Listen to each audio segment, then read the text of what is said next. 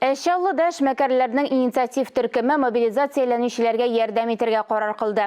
Эшмәкәрләр кирәкле әйберләр тутырылган капчыклар әзерли. Исемлектә ит консервлары, җылы әйберләр, дарулар бар. Акциядә балалар да катнаша.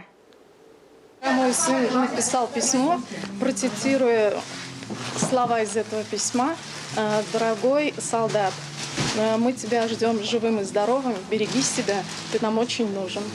Это письмо я вкладываю, Миша. Гөлнара Шабаевның әйтүенчә, әлеге хатны язу бу улының инициативасы. Малай 4нче сыйныфта укый. Ул да мобилизацияләнүчеләргә ярдәм итәргә булган. Җылы сүзләр, җылы киемнәр кебек җылыта бит. Шаллы эшмәкәрләре дә булыша. Эшмәкәр Флорид Сафин җылы өс киемнәренең чираттагы партиясын алып кайткан. Мобилизацияләнгән солдатларга ярдәм күрсәтү өчен җылы киемнәр сатып алабыз. Эзибез, кайда барлыгын ачыклыйбыз, шунда барып алабыз.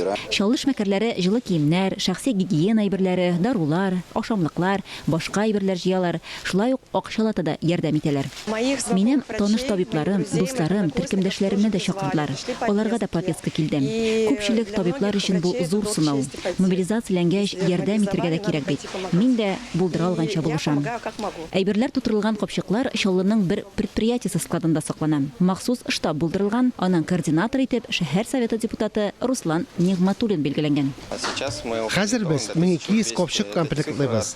Шаллыдан 1200 кеше китәчәген хәбәр иттеләр. Шуңа күрә шул кадәр әзерлибез. Соңрак бу сан бераз күбрәк булырга мөмкин. Чөнки Тукай районы вәкилләрен дә тәэмин итәргә җыенабыз. Шаллыда мобилизацияләнүчеләргә юлга 300-дән артык комплект бирелгән иде. Ил сакчыларын киләсе атнада сатырга планлаштырыла. Аларны шулай ук кирәкле әйберләр белән тулысынча тәэмин итәчәкләр. Шулпан Әмири, Эльвира Гайнетдинова, Татарстан яңалыклары, Шаллы шәһәре.